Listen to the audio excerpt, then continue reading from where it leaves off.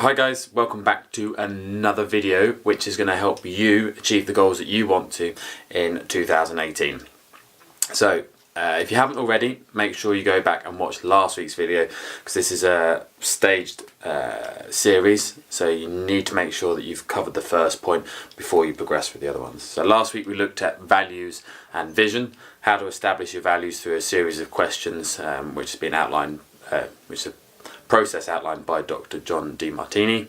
Feel free to have a look him up and go through that process. As a result of asking those 13 questions, you'll have 39 answers. Then you've categorized them into different sections of according to what sort of shows up more prominently. So they might be towards your business, your family, your self-fulfillment, your health, anything like that. There's not a specific grouping for you. They're all very much individual and depending on how you answered it. So make sure you go do that aspect. From there you'll be able to create a vision of where you want to see yourself in line with those initial values. Okay, so once you've got that, you should be able to see where you want to go and aspects that you need to improve on. So this is where we look at trying to outline our goals. So you've probably all heard this before, but the reason why you've heard it before is because it's a process that actually works, and that's using the SMART principle. Okay, so the first thing we're going to look at is actually we've identified our goals, so we know roughly where we want to be going. Okay, and this is where we look for that first stage base. So being specific on what you want to achieve. An example of this might be, I want to learn to swim. So now we're going to make it a bit more specific by saying I want to learn to swim in order to be able to swim 100 meters of front crawl. We just made it a little bit more specific. We've also addressed on some of the key elements that we're going to look at later on, but it's very specific into what you want to do. Obviously, the task that we outline with that specificity, it has to lead back to the main vision that you want to achieve and adhere to the values that are important to you. Okay. Once we've done that, we're going to make sure that it's measurable. So the reason for this is we want to be able to see progress. So if you're working towards the end goal, you want to see how you're progressing through that and actually have a quantifiable amount. So rather than, again, using the swimming example, saying I want to learn to swim, you would say 100 meters. So swimming at 100 meters, that gives you a measurable amount of how you're going to do it along the period that you've outlined. Another thing that we're going to look at establishing, you've said, okay, at this point I want to be able to swim 25 meters. At this point I want to swim 50 meters, and at this point I want to swim 75. So you have those marginal points across the way to make sure you're on track. The next thing we're going to look at is and that's the attainable.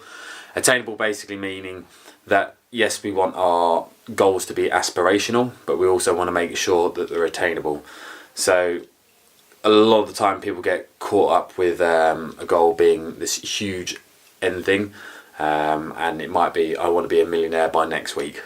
Okay, yeah, it's a great goal to have, but is it actually attainable to do? Most situations, unless it was life or death, you wouldn't be able to achieve something like that. So you just want to make sure that it's actually attainable for you at this point in time.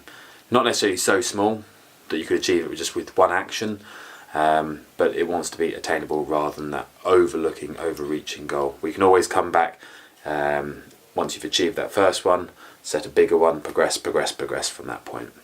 Is it actually relevant to what you want to be doing?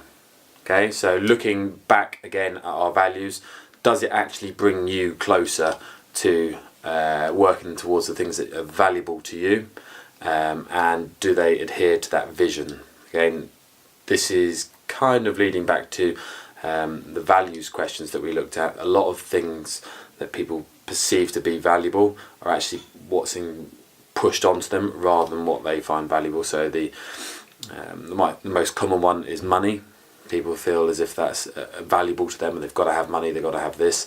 But I know from doing the questions myself and dealing with other people, there's actually a large amount of people that money didn't come into it at all, so they don't actually value it, and a lot of the times it's time with family or conversations or friends or anything like that that seems to be hitting up the top of people's values. So just make sure that it's actually relevant to where you want to progress.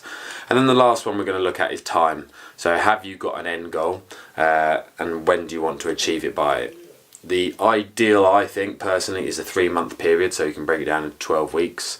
That's a measurable sort of amount, keeps you on track, and it also stays fresh. If you go for much longer, the goal can come a little bit stale and you're not sure how to progress, and it doesn't really give you that the same attention span. Again, anything shorter than that is usually a couple of weeks. You can kind of get involved with it, but it's not really developing the habits that we want to look at, which is things that you can use over and over and over and over again, just in slightly different scenarios. If it's only lasting a week, you can make a small adaptation, but it's not necessarily a positive habit that you're ingraining in a different scenario. So there's a couple of things that we want to look back on when we're outlining this goals, just to make sure we're up to speed with things.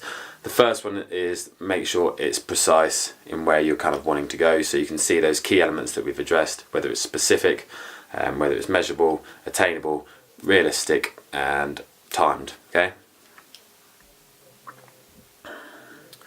And then the other thing that I want to make sure that you have in place is the 3 abilities. So we've got visibility. Have you written out your goal, or are you going to write out your goal and put it in a place where you can see it every single day, to make sure it's staying fresh in your mind? Is there credibility behind it? So do you actually believe in executing this goal and fulfilling it, that you'll get closer to your value and you'll get more from it? And the last bit is accountability. Now, when we talk about accountability, it's not necessarily a consequence. It's like, are you accountable through that, looking at it as a negative? What it actually means is having ownership of it. So you're accountable for the results that you have, whether it's positive or negative in the outcome. But the actual accountability is saying, yep, I own this goal that I've established, and I am going to reap the benefits as a result of it. Okay, so those are the 3 little things that I think you should just check over once you've applied those principles of SMART. If you have any comments on this, guys, or you need some help, make sure you put them in the comment section below, or just drop me an email at philip@crossfitgameshare.co.uk if you need any help. And hopefully I'll see you next week, where we're going to look at the actionable points that you're going to need to be able to carry out for achieving your goals. Okay, so this week your main tasks are to be able to write out your goal, make sure it adheres to that SMART principle, and check those last 3 points, making sure there's visibility of your goal, credibility, and accountability. If you enjoyed the content, make sure you give it a thumbs up, share it with other people if you think they'll find it useful, and if you've got any questions, comment below. Until next week, guys, see ya!